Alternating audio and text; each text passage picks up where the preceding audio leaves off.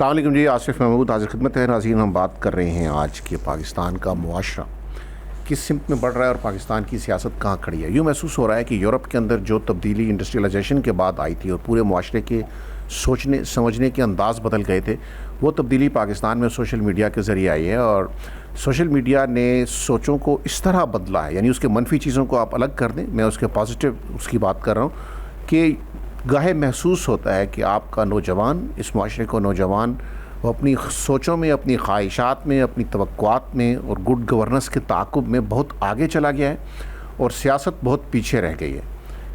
سیاست میں وہی چہرے ہیں، سیاست میں نیا خون لانے کے راستے کم ہیں، سیاست میں نئی جنریشن کو اہم عہدوں پہ بٹھانے کا امکان بالکل نہیں ہے۔ سیاست فیفڈم بن چکی ہے، ایک تو موروثی سیاست ہے، پھر گھریلو سیاست ہے، وہی چند خاندان ہیں۔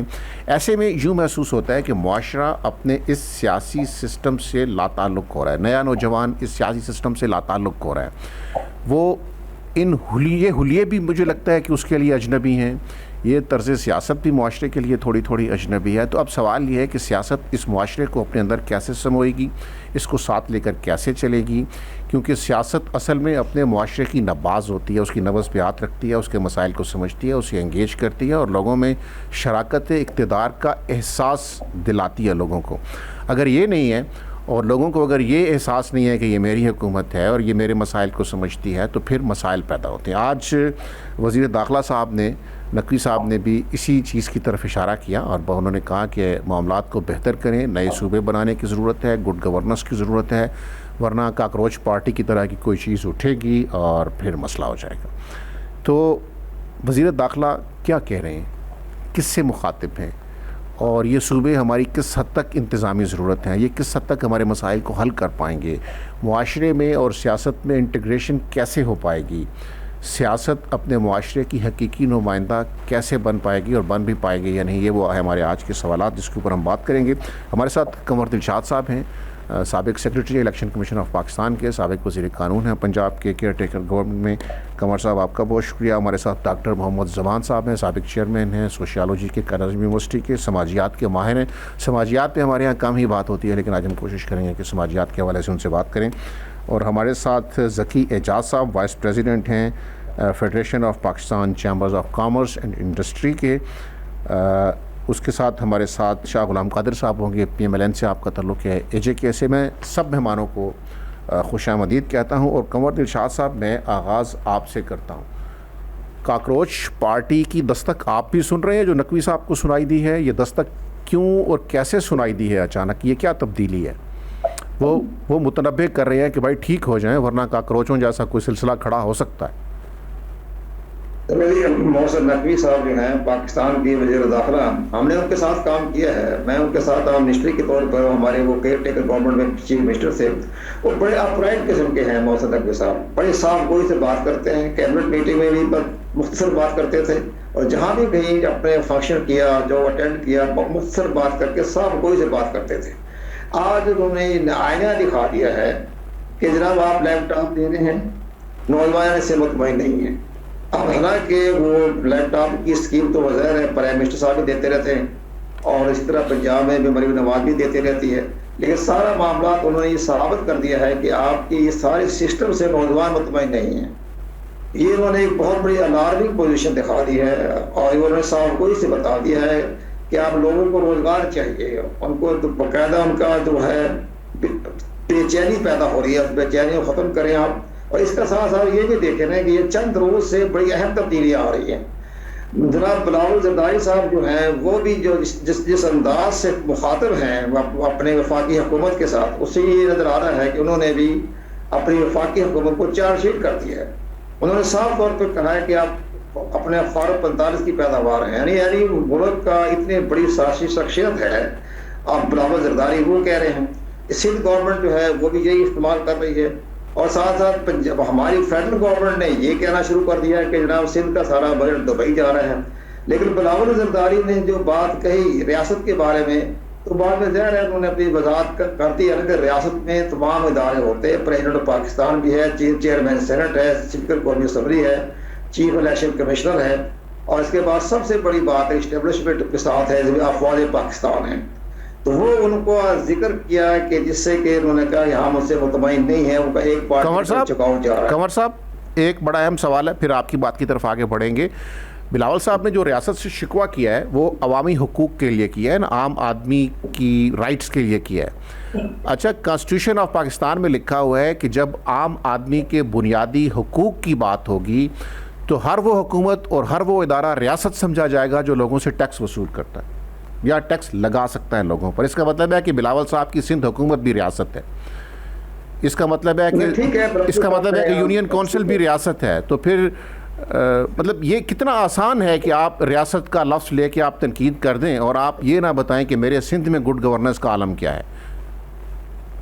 نہیں، اس میں سب سے بڑی بات ہے ریاست کی بات اچھی آپ نے ڈیفینیشن دی ہے۔ ریاست کی ڈیفینیشن تو آرٹیکل 5 میں بھی لکھی ہوئی ہے کہ ہر پاکستان کا شہری جو ہے وہ ریاست کا وفادار ہے، وہ تو آرٹیکل 5 بھی یہی کہتا ہے۔ لیکن اسی طرح میں یہ عرض کر رہا ہوں کہ یہ معاملہ اتنا زیادہ آزاد جموں کشمیر کے الیکشن کے نتائج جو ہیں وہ پاکستان کی سیاست میں بڑا خلچل مچا دیں گے، اور ہمیں یہ نظر آ رہا ہے یہ کہ جناب جس انداز سے ان کی آپس میں بحث چل رہی ہے، الزام تراشی ہو رہی ہے، تو اب یہ جب آزاد جموں کشمیر کا الیکشن ختم ہو جائے گا تو ممکن ہے کہ یہ اپنے اتحاد سے اور اتحادی حکومت سے علیحدہ ہو جائے۔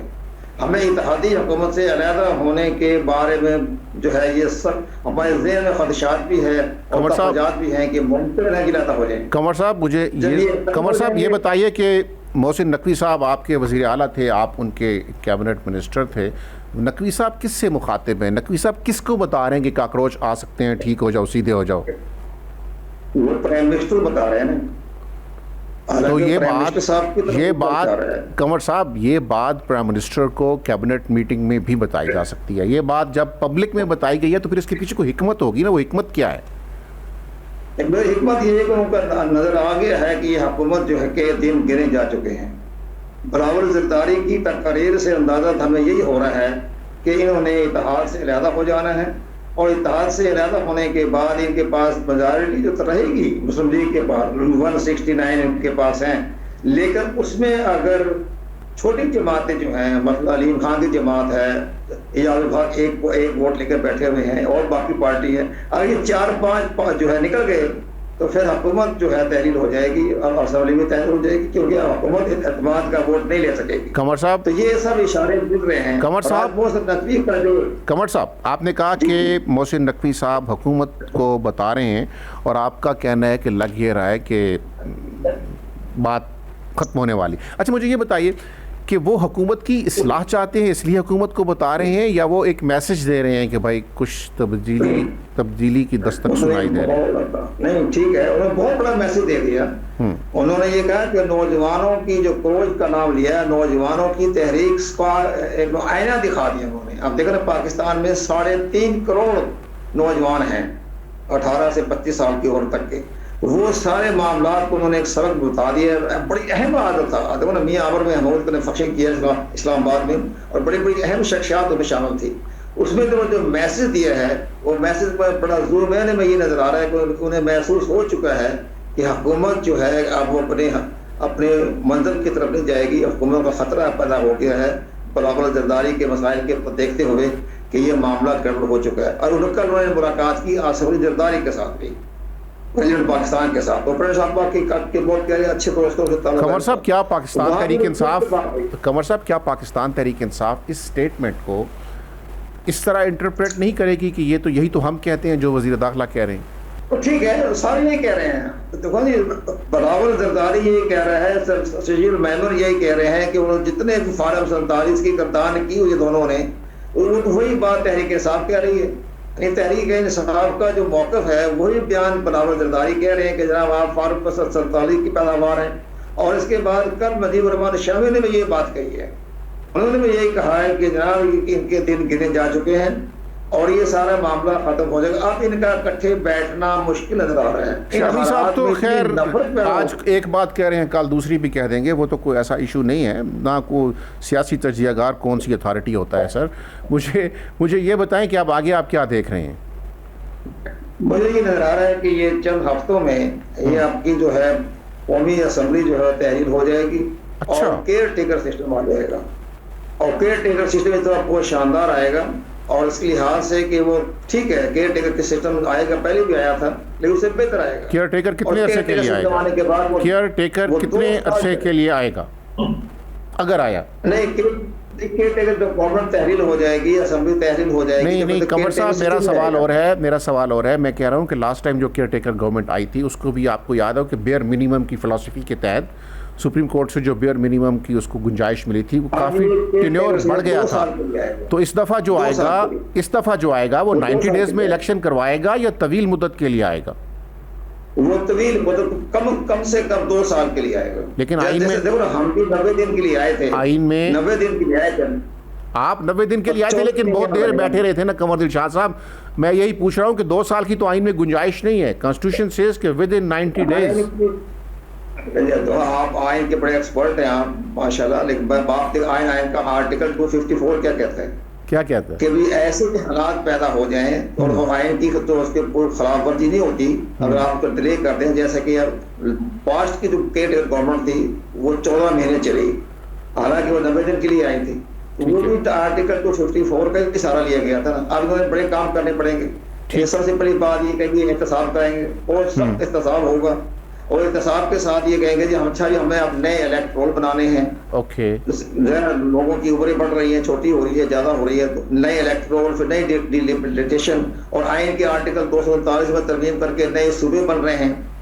اب نئے صوبے جو بنیں گے اس کے لیے تو ظاہر ہے کہ بڑا عرصہ چاہیے نا. 2 ڈھائی 3 سال تو وہاں سے آرام سے نکل جائیں گے. جہاں ایک دفعہ تک تحریر تو ہونے دیں آپ. صوبے جو بنیں گے تو صوبے بننے پر تو ظاہر ہے کہ بہت بڑا کام ہو جائے گا. اتنا صوبے 4-5 تو نہیں بنیں گے. اچھا قمر صاحب ایک سوال اور پھر میں ڈاکٹر زمان صاحب کی طرف آؤں گا واپس آپ کی طرف بھی، آپ ہمارے ساتھ ہی ہیں. لیکن ایک سوال اور کہ وزیر داخلہ جب یہ کہہ رہے ہیں کہ کاکروچ پارٹی وغیرہ کی طرف اشارہ کر رہے ہیں اور آپ کہہ رہے ہیں کہ حکومت کا چل چلاؤ ہے، تو اس کا مطلب ہے کہ وزیر داخلہ کا تو پھر اپنا بھی چل چلاؤ ہے جب حکومت کا چل چلاؤ ہے، یا آپ یہ سمجھ رہے ہیں کہ کیئر ٹیکر میں پھر وزیر داخلہ صاحب ہوں گے جیسے پہلے کے کیئر ٹیکر میں تھے؟ ہو سکتا ہے، اس میں تو کوئی نئی بات نہیں ہے. اس میں یہ بات ہے کہ جس انداز سے وہ انہوں نے اپنی کارکردگی دکھائی ہے، ایز اے وزارت داخلہ کی طرف دیکھیں، کرکٹ بورڈ کے چیئرمین کی طرف دیکھیں، اور پھر وہ وزارت خارجہ کا بھی تجربہ دیا گیا نا. بار بار ایران جانا، قطر جانا، کویت جانا، سعودی عرب جانا، یہ سارے معاملات جو ہے. لیکن قمر صاحب کیئر ٹیکر میں ایسا رجل رشید، شیخ رشید تو موجود ہے ہمارے پاس. رجل رشید پتہ نہیں کہاں سے ملے گا جو سب کچھ بدل دے گا. یہی لوگ ہوں گے، یہی سیاسی جماعتیں ہوں گی، یہی سیاسی شخصیات ہوں گی. کیئر ٹیکر کون سا معجزہ دکھا لے گا جو یہ نہیں دکھا سکے ہم نے کیا کرنا ہے؟ 18 گھنٹے کام کیا، 22 گھنٹے کام کیا، 24 گھنٹے کام کیا. آؤٹ پٹ چاہیے نا، اصل چیز تو یہ ہے آؤٹ پٹ کیا ہے. نہیں بہتر تو آئے گا.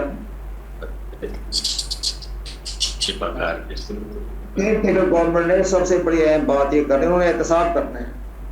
اور صوبوں میں احتساب جو آئے گا اس احتساب کی روشنی میں انہوں نے بڑا قدم اٹھانا ہے، تبھی یہ عوام کی حمایت حاصل کر سکیں گے. اور احتساب کر سکیں گے صرف کیئر ٹیکر گورنمنٹ. یعنی کیئر ٹیکر میں وہ لوگ ہوں گے جو خود قابل احتساب نہیں ہوں گے. قمر صاحب آر یو شیور؟ میرا سوال سن لیجئے کہ کیا آپ کو یقین ہے کہ کیئر ٹیکر میں وہ لوگ ہوں گے جو خود احتساب کے قابل نہیں ہوں گے، صرف دوسروں کا کریں گے؟ اتنے نیک اور اچھے لوگ ہوں گے. یہ تو جو مقررات کی جو طاقت ہے جنہوں نے کیئر ٹیکر گورنمنٹ بنائی ہے، یہ انہیں کے فائدے میں ہوتا ہے شامل کہ انہوں نے کن کو آگے لے کے آنا ہے. تو نظر تو یہ آئے گا کہ بہترین شخصیات کو لے کے آئیں گے، نان کنٹروورشل ہوں گے، بڑا اعتماد بھی ہوگا. ہو جائے گی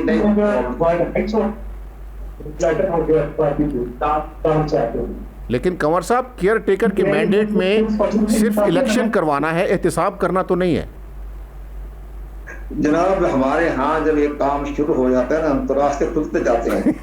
اب آپ یہ دیکھیں کہ جب کہ ہاں بالکل جب بھی ماضی میں ہوتا رہا کہ احتساب، بعد میں الیکشن، یہ ساری بات میں ہوتے رہے وقت زمانے میں دیکھیں، لیکن پھر اس کے نتائج بھی آپ نے دیکھے نا. ٹھیک ہے، اس پہ بات کرتے ہیں. ابھی ڈاکٹر زمان صاحب میں آپ کی طرف پڑھتا ہوں. ڈاکٹر زمان صاحب یہ جو تاثر اٹھ رہا ہے کہ یوتھ مطمئن نہیں ہے، یوتھ بہت آگے بڑھ گئی ہے، سیاستدان بہت پیچھے رہ گئے ہیں، بیچ میں خلا پیدا ہو گیا، فالٹ لائنز پیدا ہو رہی ہیں، یہ تاثر کس حد تک درست ہے؟ اور اگر یہ درست ہے ڈاکٹر صاحب تو وے آؤٹ کیا ہے اس سے نکلنے کا؟ Thank you very much Asif साहब, और सारे दोस्तों को मेरी तरफ से बहुत बहुत सलाम। मेरे ख्याल में ये फॉल्ट लाइंस भी काफ़ी पुरानी है और यूथ का एक्टिविज्म भी बहुत पुराना है।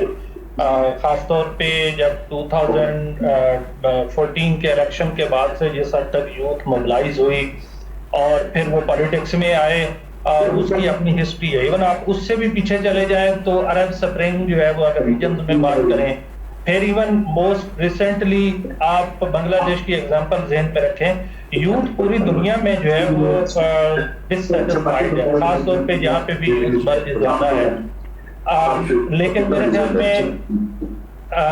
मेरे ख्याल में एक चीज हमें और ज़हन पे रखनी चाहिए, ये मसाइल जितने भी हैं ये गवर्नेंस के हैं। जब तक गवर्नेंस ठीक नहीं होगी उस वक्त तक ये मसाइल हल नहीं होंगे। और गवर्नेंस कैसे ठीक होगी? हम हमेशा कॉलोनियल मॉडल ज़हन में रख के बैठे हुए हैं।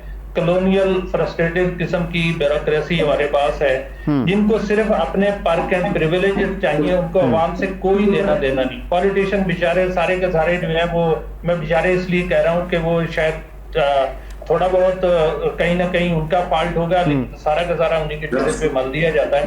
जबकि ये सारा किया कराया ब्यूरोक्रेसी का है। पॉलिसी ब्यूरोक्रेसी बनाती है, इम्प्लीमेंट ब्यूरोक्रेसी करती है। सारा कुछ ये करने के बाद इनके हर बजट में इनके पर्क एंड प्रिविलेजेस होते हैं। जब किसी भी गवर्नमेंट को मलाइन करना हो इनके ऊपर डाल दिया जाता है। तो मेरे ख्याल में यूथ को जो सेटिस्फाई कर सकती है, जब तक ये ब्यूरोक्रेटिक स्ट्रक्चर चेंज नहीं होगा, कॉलोनियल लेगेसी चेंज नहीं होगी, उस वक्त तक यूथ जो है वो, अब देखें हम सपोज करते हैं कि आज इस गवर्नमेंट को हटा दिया जाए, नई आ जाए, वो कौन से ऐसे उनके पास मुआवजात होंगे जो आते ही वो उसको इम्प्लीमेंट करेंगे और गवर्नमेंट जो है ना वो फौरन डिलीवर करना शुरू कर देगी। आपकी ब्यूरोक्रेसी वहीं पे बैठती है। उन्होंने पॉलिसीज बनानी है, उन्होंने अपने लिए पर्क एंड प्रिविलेजेस हमेशा रखने हैं। मुल्क डिफॉल्ट होता है इन्हीं की वजह से, लेकिन इनके पर्क एंड प्रिविलेज अपनी जगह पे हैं। वो जी सरकारी मुलाजमीन को ये हो गया, सरकारी मुलाजमीन को वो हो गया। भाई उनसे पूछें तो सही कि आप डिलीवर क्या कर रहे हैं। ये जितनी फ्रस्ट्रेशन आज यूथ को आपको नजर आ रही है वो सरकारी मशीनरी से आ रही है। जब तक ये सरकारी मशीनरी को रिफॉर्म नहीं किया जाएगा, नंबर 1। नंबर 2 सर, इसमें कुछ एक्सटर्नल फैक्टर्स भी है जो मुझे नजर आते हैं। आप इसको हिस्टोरिकल कॉन्टेक्स्ट में भी देख सकते हैं, सोशल कॉन्टेक्स्ट में और रीजनल कॉन्टेक्स्ट में, किसी भी कॉन्टेक्स्ट में आपको देखेंगे तो आपको बिल्कुल विजिबल नजर आएगा। खास तौर पे वो ममालिक जो जिनका इंटरेस्ट है कि उन्हें काम माल भी मिलता रहे, चीप लेबर भी मिलती रहे, वो अपने ड्रीम सेल करते रहे और लोग यहाँ से टैंकरों में बैठ के उनके मुल्कों की तरफ जाएं और आधे रास्ते में मर जाएं, वो भी इंस्टेबिलिटी क्रिएट करते हैं। वो पहले किसी और तरह से करते थे, अब जो है वो सोशल मीडिया प्लेटफॉर्म को यूज करते हैं। फ्रस्ट्रेशन को इस हद तक ग्लैमराइज कर रहे हैं कि अब सोल्यूशन क्या है? आपके रिसोर्सेज आपके पास हैं, रिसोर्स डिस्ट्रीब्यूशन आपने करनी है। रिसोर्स डिस्ट्रीब्यूशन के जितने लोग रिस्पॉन्सिबल हैं, नंबर 1 उनके ड्रीम्स भी बाहर जाने के हैं। उन्हें ये नहीं कि हमने अपने मुल्क को ठीक करना है, ये कोई नहीं सोचता। आप सर्वे करवा के उठा लें 98%, 99% में बड़ा मोहतात कह रहा हूँ लोग बाहर जाने को। और जब वो बाहर जाते हैं तो वहां पे भी इसी तरह के हालात हैं। यकीन करें, यहाँ से ड्रीम्स लेके लोग बाहर जाते हैं और वहां उसी तरह के इकोनॉमिक फॉल आउट आपको मिलते हैं, सोशल फॉल आउट मिलते हैं। ठीक है, तो मेरे ख्याल में यूथ जो है वो फ्रस्ट्रेटेड है। वो सिर्फ ये नहीं कि पाकिस्तान में है, मैं मोस्ट रिसेंटली वेस्ट से आया हूँ, वहां पे भी यही हालात हैं। जितने इकोनॉमिक मेल्टडाउन वेस्ट में हो रहा है, हमारे पास शायद उसी तरह से या उसी रेशो से थोड़ा सा ज्यादा आप कर लें, लेकिन यहाँ रियलाइजेशन काफी हद तक ज्यादा है। ठीक हो गया। मलिक अजमत साहब की तरफ बढ़ते हैं। मलिक अजमत साहब, ये बताइए कि ये जो बात कह रहे हैं वज़ीर दाखिला साहब कह रहे हैं और उसकी जो तशरीह कंवर दिलशाद साहब कर रहे हैं कि शायद कोई केयर टेकर सेटअप आ सकता है, आप इसे कैसे देखते हैं? 2-3 सवाल हैं। एक तो ये कि आप इसे कैसे देखते हैं, दूसरा ये कि यूथ अगर नाराज़ है तो सारा बोझ सियासतदानों पे क्यों डाला जा रहा है? वो जो उन्होंने कहा कि ब्यूरोक्रेसी है, पुलिस है, अफसरशाही का ढांचा है, आपकी ज़िले इंतज़ामिया है, आप किसी वजारत में चले जाएँ जो अफसरशाही है, मराहत भी ले रही है, काम भी नहीं करती। तो नाकामी की एक वजह डॉक्टर साहब की बकौल आपकी अफसरशाही है जिससे यूथ गैर मुतमईन है, लेकिन मलबा सियासतदानों पर, हुकूमतों पर डल जाता है। ब्यूरोक्रेसी में रिफॉर्म का कोई मंसूबा सामने नहीं आता। आप इन तीनों चारों चीज़ों का एक साथ मुझे जवाब दे दीजिए। جی آصف صاحب، جس طرح باقی دوستوں کی باتیں میں نے زیادہ تو نہیں سنی، ابھی جب بات ہو رہی تھی میری رائے یہ ہے کہ یہ بات حقیقت ہے کہ پاکستان کے اندر کسی بھی ادارے سے یوتھ کو توجہ نہیں مل رہی، یوتھ کو سیریس نہیں لیا جا رہا، یوتھ کو کی سپورٹ نہیں ہے پاکستان کے کسی بھی ادارے میں۔ پولیٹیشنز تو پھر بھی اپنے ووٹ کے لیے اور اپنی حکومت بنانے کے لیے یوتھ کو توجہ دے جاتے ہیں، کیونکہ ان کے ووٹ کے بغیر ان کی حکومت نہیں بن سکتی۔ لیکن افسوس کے ساتھ کہنا پڑتا ہے کہ باقی جتنے بھی ادارے ہیں اس میں یوتھ کا کوئی مقام نہیں، کوئی توجہ نہیں مل رہی۔ اور جو بات آپ نے کہی کہ حکومت تو دیکھیں بیرونی پالیسی تو بالکل A1 ہے اور ماشاءاللہ ہے، لیکن ملک کے اندر کچھ نہیں ہو رہا۔ تو ملک دونوں طرف ہونا چاہیے، اندرونی پالیسی جو لا اینڈ آرڈر کی سچویشن اس وقت ملک میں ہے، تقریباً 2 صوبے اس وقت آگ میں جل رہے ہیں، خیبر پختونخوا، بلوچستان اور ساتھ کشمیر کو بھی شامل کر لیں، اور اندرونی طور پر معاشی طور پر بھی ہم بہت زیادہ تکلیف کے ساتھ سامنا کر رہے ہیں۔ اور یہ بہت عرصہ ہو گیا، ہر ایک نیا وزیر اعظم آ کر کہتا ہے کہ میں معیشت کو ٹھیک کر دوں گا۔ اب یوتھ کی جو ضروریات ہے وہ بھی معیشت کے ساتھ کنیکٹڈ ہے۔ معیشت اس ملک کے اندر ہوگی تو یوتھ آگے بڑھے گا۔ عام غریب آدمی کے پاس کوئی موقع نہیں ہے آگے بڑھنے کا، ایون تعلیم حاصل کرنے کا، روزگار کرنے کا۔ تو یہ حالات حکومت کے بہت ہی خراب ہے، جو اندرونی پالیسیاں ہے نہ ہونے کے برابر ہے، کوئی توجہ نہیں ہے، امن و امان خراب ہے۔ یہ مسائل جب ہے تو حکومت کو تو چینج ہونا چاہیے میرے خیال میں۔ ہم تو سپورٹ دے رہے ہیں اس نظام کو بچانے کے لیے، لیکن سپورٹ تب دیں گے جب وہ مثبت اقدامات کریں گے ملک کے اندر۔ جب نہیں کریں گے تو مجبوراً پھر ہمیں اپنا سپورٹ ہٹا بھی سکتے ہیں، یہ بھی ایک آپشن ہے ہمارے پاس۔ ملک عصمت صاحب، یہ جو بات ڈاکٹر صاحب نے کی، آپ نے اس کو انڈورس کیا کہ جو بیوروکریسی افسر شاہی ادارے ہیں یہ یوتھ کو اپنے اندر سمو نہیں رہے، لیکن ایک بڑا سوال یہ بھی ہے کہ ہمارے سیاستدان بھی یوتھ کو اپنے اندر نہیں سمو رہے۔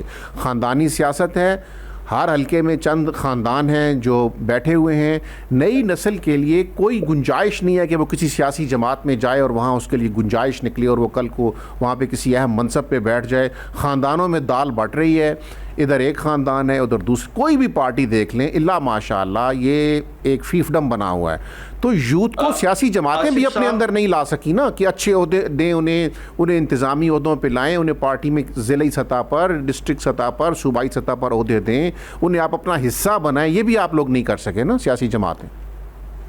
آصف صاحب، میں نے کہا کہ قدر سیاسی جماعتیں ہیں جو قدر بہتر کر رہی ہے، یوتھ کو دیکھ رہی ہے کہ کیونکہ ان کی ضرورت ہے، مجبوری بھی ہے۔ اب میں اور جماعتوں کا تو نہیں کہہ سکتا، پاکستان پیپلز پارٹی میں تو یوتھ کو بڑا امپورٹنس مل رہا ہے۔ جناب چیئرمین بلاول بھٹو صاحب ہر موقع پر ہمیں یہ کہتے ہیں کہ آپ یوتھ کو آگے لائیں، یوتھ کو توجہ دیں، یوتھ کو فیسیلیٹیٹ کرے، ہر طرح سے ہمیں ہدایات ملتی رہتی ہے اور ہم کر رہے ہیں۔ آج آپ پختونخوا کے گورنر کو دیکھ رہے ہیں، ایک نوجوان گورنر ہے ہمارا فیصل کریم کنڈی۔ میں کم عمری میں پیپلز پارٹی میں وزیر مملکت رہا ہوں، جو میری عمر تقریباً 28-29 سال تھی۔ تو پیپلز پارٹی تو یوتھ کو میل یا فیمیل ہو دونوں کو بہت توجہ دے رہی ہے۔ اچھا آگے بڑھتے ہیں جی، ذکی اعجاز صاحب آپ کی طرف میں آتا ہوں۔ ذکی اعجاز صاحب، اصل چیز تو آپ ہیں نا، معیشت ہے، معیشت کیسی ہے، اس کے پیرامیٹرز کیا ہیں، وہاں سے کیا وائبز آ رہی ہیں، آپ بتائیے آپ کتنا ایک مطمئن ہیں اور آپ کیسے دیکھ رہے ہیں یہ جو بیان آیا ہے وزیر داخلہ صاحب کا اصلاح احوال کے لیے، اس سے کچھ چیزیں بہتری کی طرف جائیں گی کیا؟ چونکہ وہ گفتگو بھی ظاہر ہے آپ سے ہی کر رہے تھے، دل کا حال تو انہوں نے آپ کے سامنے کھول کے رکھا ہے، تو آپ کی رائے بڑی اہم ہے، آپ کیسے دیکھتے ہیں اس ڈیولپمنٹ کو؟ جی بہت بہت شکریہ۔ دیکھیں، federation Pakistan chamber of commerce جو کہ پوری پاکستان کی بزنس کمیونٹی کی ایپیکس باڈی ہے، اس نے اور یونائٹڈ بزنس گروپ جس کے patron in chief S M Tanveer صاحب ہیں، انہوں نے کل اور آج اسلام آباد میں کنونشن سینٹر میں ایک سمٹ کا انعقاد کیا، اکنامک سمٹ 2026۔ یہ ہسٹری میں پہلی دفعہ ہوا ہے۔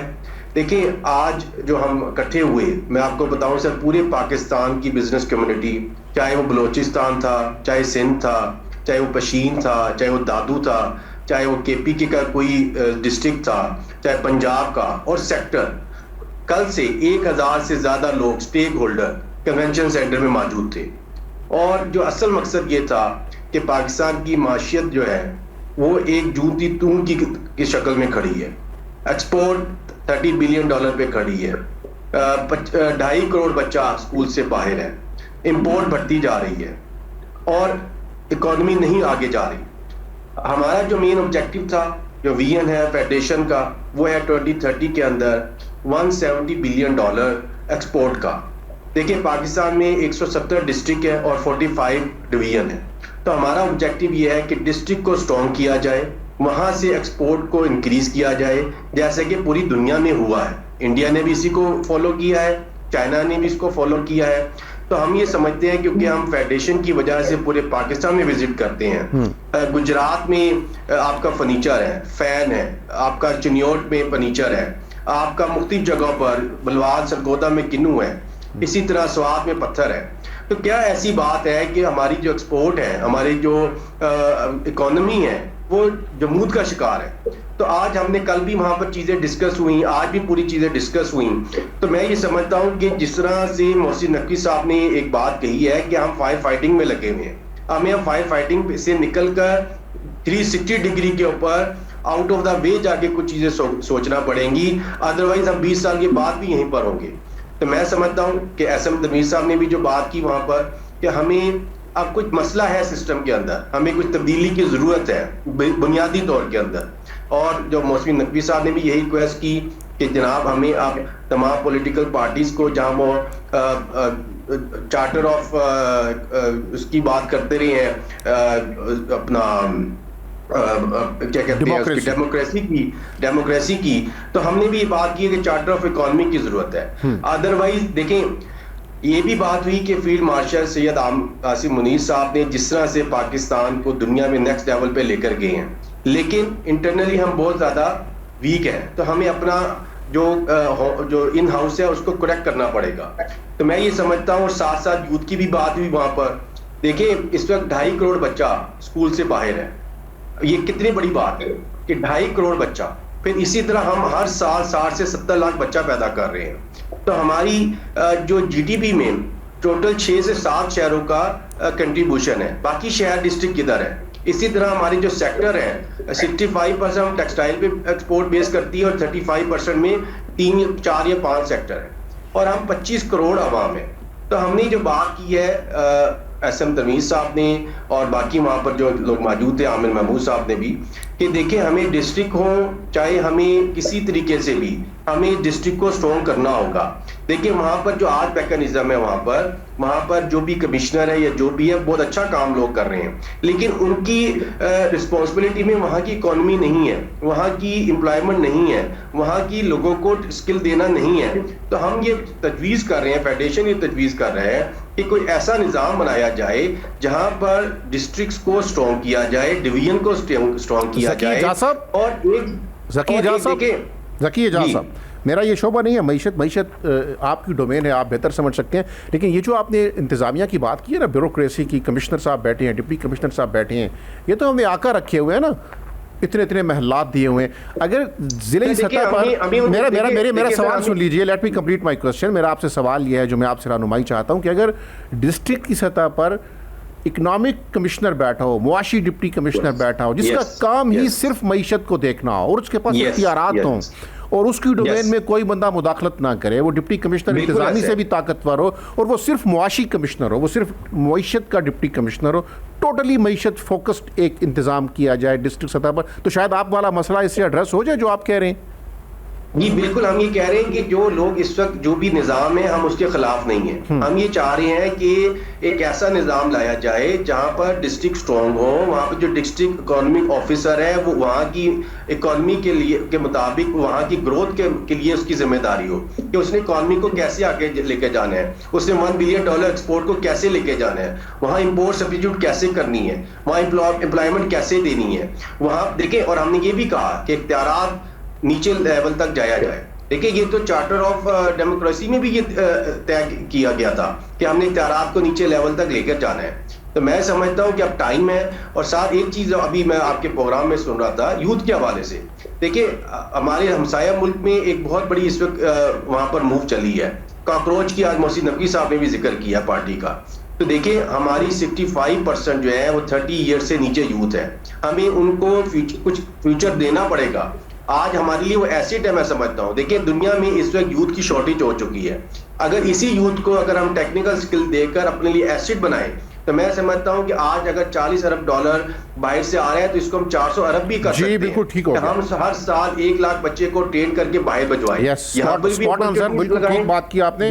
قمر دل شاہ صاحب، آج جو گفتگو ہوئی ہے اس میں یہ صوبوں کی بات بھی پھر سے ہوئی ہے. یہ جو نئے صوبے ہیں یہ ہماری انتظامی ضرورت ہے، یہ ہماری معیشت کی ضرورت ہے، یا یہ ہماری ایسے ہی ضرورت ہے؟ یعنی یہ نئے صوبوں کو آپ کیسے دیکھتے ہیں؟ یہ معاشی درجہ بندی میں کوئی یہ ناگزیر ہو چکا ہے، ایڈمنسٹریٹیولی اس ملک کو رن کرنا مشکل ہو چکا ہے، یا یہ کچھ اور ہے؟ یہ کیا ہو رہا ہے نئے صوبوں کی؟ ذرا آپ مجھے بات سمجھا سکتے ہیں کہ اچھی چیز ہے، نہیں اچھی چیز؟ What's this actually? اس میں سب سے بڑی بات یہ ہے کہ ذرا صوبوں کے بارے میں بات کیا، یہ بڑا ابہام پیدا ہو رہا ہے. اس میں میاں عامر محمود کا جو فارمولہ ہے وہ یہ کہتے ہیں کہ 38 صوبے بنائے گئے.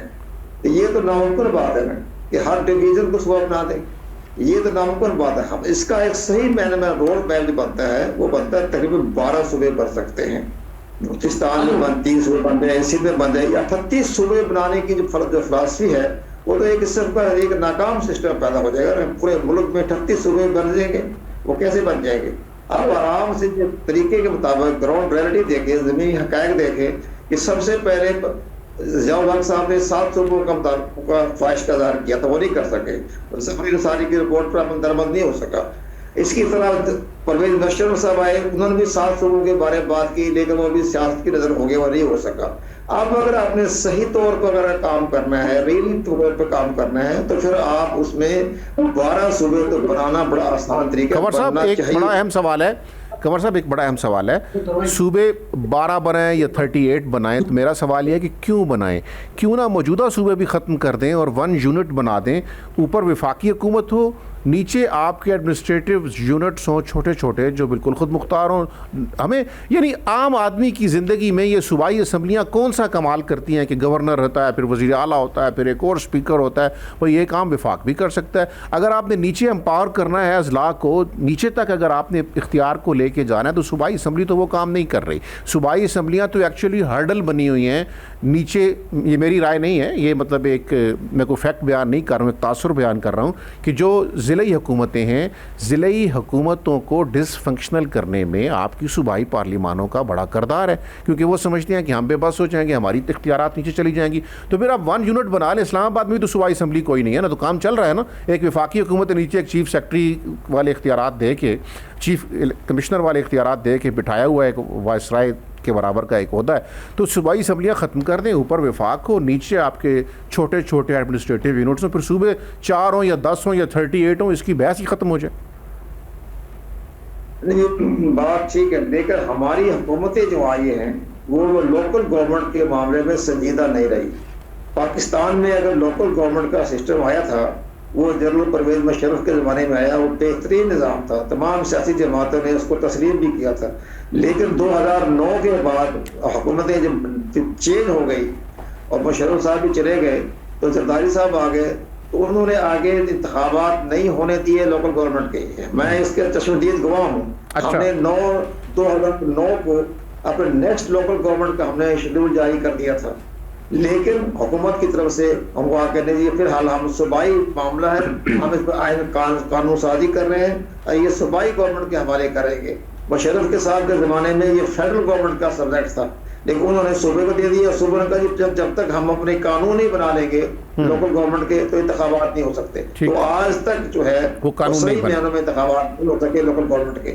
آپ خود دوبارہ کام کریں اور آئین کے آرٹیکل 140A کی روح کے مطابق آپ لوکل گورنمنٹ کے انتخابات کروا دیں تو صوبوں کی ضرورت نہیں پیش آئے گی. آپ صحیح کہہ رہے ہیں, آپ یونین کو لے کر اوپر تک رہیں لیکن بنائیں لوکل گورنمنٹ سسٹم کو مضبوط کریں. ٹھیک ہے ملک عظمت صاحب, آپ یہ بتائیے کہ یہ جب صوبوں کی بات ہوتی ہے تو پاکستان پیپلز پارٹی اس کے اوپر ریئیکٹ کرتی ہے, کیونکہ شاید پاکستان پیپلز پارٹی کو لگتا ہے کہ 18ویں ترمیم کے بعد چلیں سندھ میں تو ہم طاقت میں بیٹھے ہوئے ہیں نا, وفاق سے ہم سکڑ گئے, پنجاب سے ہم سکڑ گئے, KPC سے ہم سکڑ گئے, تو سندھ میں تو بیٹھے ہوئے ہیں نا, اب یہ اور صوبہ بنا کے ہمیں مالیاتی طور پہ مزید کمزور کرنا چاہ رہے ہیں.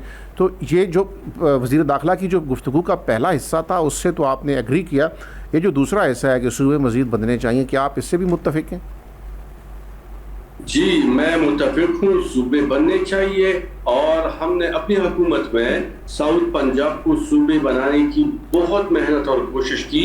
یوسف رضا گیلانی صاحب جب وزیر اعظم تھے, میں ان کے ساتھ منسٹر تھا, بہت محنت ہم نے کی کہ ساؤتھ پنجاب کو ایک صوبہ بنائے, لیکن نہیں بنا سکے. یہ صرف پیپلز پارٹی نہیں, کچھ اور بھی پارٹیاں اس ملک کے اندر ایگزسٹ کرتی ہے, ان کو نہیں سوٹ کرتا. اچھا ملک صاحب یہ آپ نے اہم بات کی کہ کچھ اور پارٹیوں کو بھی یہ سوٹ نہیں کرتا, اور یہ بھی آپ نے اہم بات کی کہ آپ نے بڑی کوشش کی پنجاب کے اندر جنوبی پنجاب کو ایک صوبہ بنانے کی. لیکن ملک صاحب مسئلہ یہ ہے نا کہ مسلم لیگ نون نے بڑی کوشش کی لیکن سندھ میں ایک اور صوبہ بنانے کی کوشش کی. آپ نے بڑی کوشش کی لیکن پنجاب میں ایک اور صوبہ بنانے کی کوشش کی.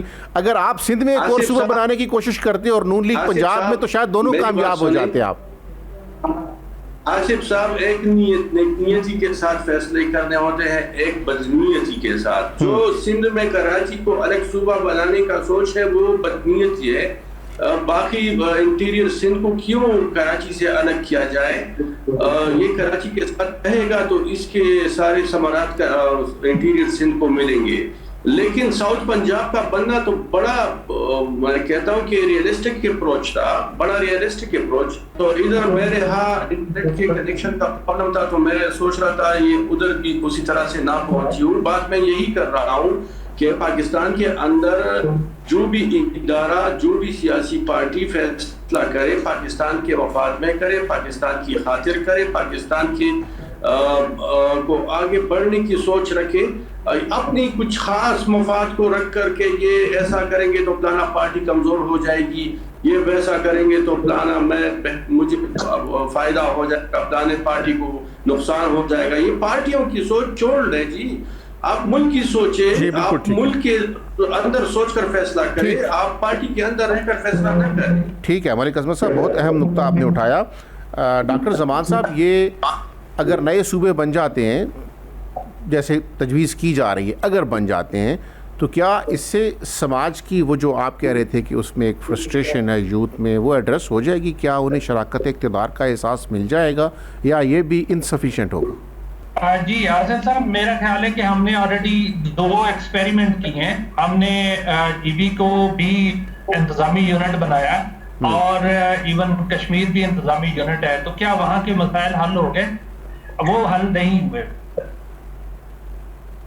سے ان کو ریسپانسیبل نہیں بنایا جائے گا اس وقت تک کسی بھی طرح کی انتظامات آپ جتنی مرضی چینج کریں. میں اس چیز کے حق میں ہوں کہ ڈسٹرکٹ کو صوبے بنا دیں. ہاں ان کے جب تک کہ سرکاری مشینری کی ریفارمز نہیں ہوگی اور یہ اللہ ختم نہیں ہوگے تب تک کوئی فائدہ نہیں ہوگا. صوبائیت جیسے آپ نے فرمایا یہ تو فتنہ بنی ہوئی ہے ہمارے لیے. میرا خیال ہے کہ صوبائی اسمبلیاں ان کی بالکل کسی قسم کی ضرورت نہیں ہے. فیڈریشن ہو اور نیچے اس کے ڈسٹرکٹس ہوں. ہمیں کلونیل لیگیسی کو فالو کرنے کی ضرورت نہیں ہے. سرکاری مشینری کو رسپانسیبل بنائے, جو ڈیلیور کرے اسے رکھیں, جو ڈیلیور نہ کرے اسے کہیں بھائی تھینک یو, اب تشریف لے جائیں. اور ریسورس جب تک لوگوں تک نہیں جائے گا اس وقت تک فرسٹریشن ختم نہیں ہوگی. انتظامی یونٹس لازمی بنانے ہوں گے, لیکن وہ اسی صورت میں کہ جب یہ ہم مثال کے طور پہ ہم نے 4 صوبائی اسمبلیاں یا پتہ نہیں اس کی ڈیفینیشن کیا ہے, اگر باقی ہم جی بی اور کشمیر کو بھی ذہن میں رکھیں تو انہوں نے کون سے عوام کے لیے فلاحی منصوبے بنائے ہیں, کیا ڈیلیور کیا ہے انہوں نے. اسی طرح نیشنل اسمبلی نے کیا ڈیلیور کیا ہے, کون سی لیجسلیشن کی, کس طرح کی, کیا ان لوگوں کو پتا ہے کہ یہ اسمبلی میں بیٹھے ہوتے ہیں جو قانون سازی ہو رہی ہے وہ کس کے لیے ہو رہی ہے, ان کو اس کے میننگ بھی آتے ہیں یا نہیں آتے. تو پھر میرے خیال میں ہمیں رسپانسبل سرکاری مشینری کی ضرورت ہے. یونٹ جتنے چھوٹے ہوں گے, میں تو کہتا ہوں یونین کونسل کو امپاور کرے, لوگوں کے مسائل گھر بیٹھے حل ہوں. آج تک بھی وہ کہتے ہیں فوٹو کاپی لے آئے, آپ کسی بھی آفس میں چلے جائیں فوٹو کاپی لے آئیں, اور اس کے جو ریسورسز لگ رہے ہیں وہ خجل خواری اور ضلالت کے علاوہ فوٹو کاپی نہیں ڈاکٹر صاحب, صرف فوٹو کاپی نہیں, کہتے ہیں کہ اٹیسٹ کروا کے لے آئیں.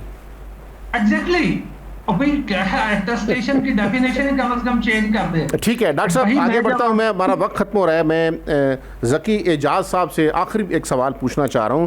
ذکی اعجاز صاحب, اگر صوبے زیادہ بن جاتے ہیں تو اس سے معیشت آپ کی رائے میں, کیونکہ معیشت آپ کا سبجیکٹ ہے, معیشت مستحکم ہوگی, ہمارے وسائل ضائع ہوں گے, ایک نئے وزیر اعلیٰ آئیں گے, نئے گورنر ہوں گے, نئی ظاہر سیکریٹریٹ بنیں گے, چیف سیکرٹری ہوں گے, افسر شاہی ہوگی, نئی مشینری ہوگی, اسمبلی ہوگی, تو ہمارے اختیارات جو معاشی وسائل ہیں وہ مزید ضائع ہوں گے اس سے, یا اس سے ہم معاشی خود کفالت کی طرف بڑھیں گے نئے صوبوں سے؟ دیکھیے, ہم فیڈریشن یہ سمجھتی ہے کہ اس میں جو ہے وہ اضافہ نہیں ہوگا ایکسپینسز میں, کیونکہ ایکسپینسز ابھی نچلی سطح تک جا نہیں رہے. تو جب نچلی سطح تک جائیں گے تو اس کا ریٹرن بھی آئے گا. اگر آج ایک ڈسٹرکٹ سے 100 روپے کی ایکسپورٹ ہو رہی ہے اور اس کے اوپر 10 روپے لگ رہے ہیں, تو کل کو اگر اس پہ 100 روپے لگتے ہیں اور 1000 روپے کی ایکسپورٹ ہوتی ہے تو جو ہمارے جو فنڈز ہیں وہ ضائع نہیں ہوں گے, وہ افیکٹولی یوز ہوں گے. دیکھیں, اس وقت پہلی بات یہ ہے کہ فنڈز نیچے تک جا نہیں رہے ہیں, جو اختیارات نیچے تک جا نہیں رہے ہیں. جب اختیارات نیچے جائیں گے, جب فنڈ نیچے جا کے لگیں گے ڈسٹرکٹ پر, ڈسٹرکٹ اکانومی بڑھے گی تو ساری چیزیں اس سے بہتر ہونی شروع ہو جائے گی. تو یہ اس کا اس کے ساتھ لنک ہے کہ ہمیں فنڈز کو, دیکھیں ہم صوبوں کی بات نہیں کر رہے ہیں, ہم کہہ رہے ہیں کہ ڈسٹرکٹ کو سٹرونگ کریں, ڈویژن کو سٹرونگ کریں, وہاں پہ ہم آفیسر کو بٹھائیں اور دوسرے جو باقی مشکلیں ہے اس کو کم کریں. تو ہم ایک پیرلل نظام دینا چاہ رہے ہیں اور دوسری طرف سے اس کو ڈاؤن بھی کرنا چاہ رہے ہیں. تو میں سمجھتا ہوں کہ ابھی دیکھیں فیصلہ آباد میں آج بھی کورٹ جو ہے اس کے لیے لاہور آنا پڑتا ہے لوگوں کے لیے, اور وہ بھی 2 دن ہے اس کے لیے. ایک بھاولپور سے جو انسان چلتا ہے لاہور آتا ہے, اس کو 7 گھنٹے کی اس کی ٹریولنگ چاہیے کم سے کم. تو میں یہ سمجھتا ہوں کہ فیصلے جلدی ہوں گے, فنڈ بلکہ کم لگیں گے. ابھی فنڈ صرف مین شہروں پہ لگ رہے ہیں, اور مین دیکھیں میں نے آپ کو شروع میں کہا تھا کہ ہماری جی ٹی پی میں ٹوٹل 7 سے 8 شہروں کا مین کنٹریبیوشن ہے, لیکن پیسہ تو نیچے نہیں لگ رہا.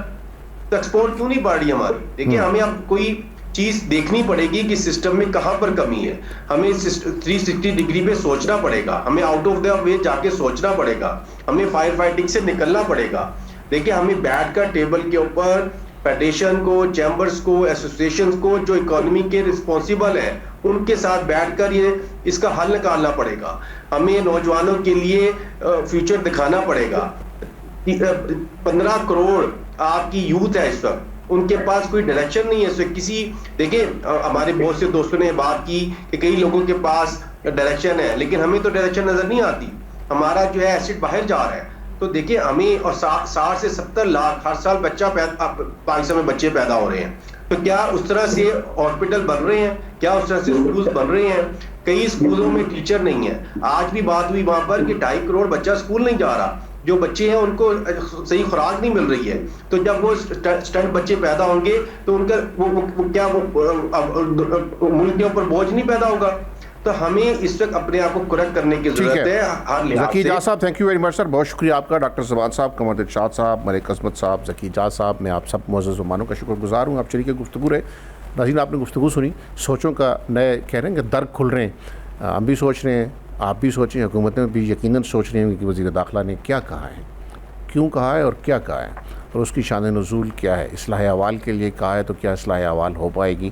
تو لیکن حکومتوں کے ساتھ ساتھ یہ ہمارے سوچنے کی بات بھی ہے, اور ایک لحاظ سے خوش آئند بھی ہے کہ اعلیٰ حکومتی سطح پر بھی کم از کم یہ احساس موجود ہے کہ یہ چیلنج ایک ابھر رہا ہے. اگر احساس موجود ہے تو دعا کرنی چاہیے کہ اس چیلنج کا کوئی حل بھی لے کے آئے گا.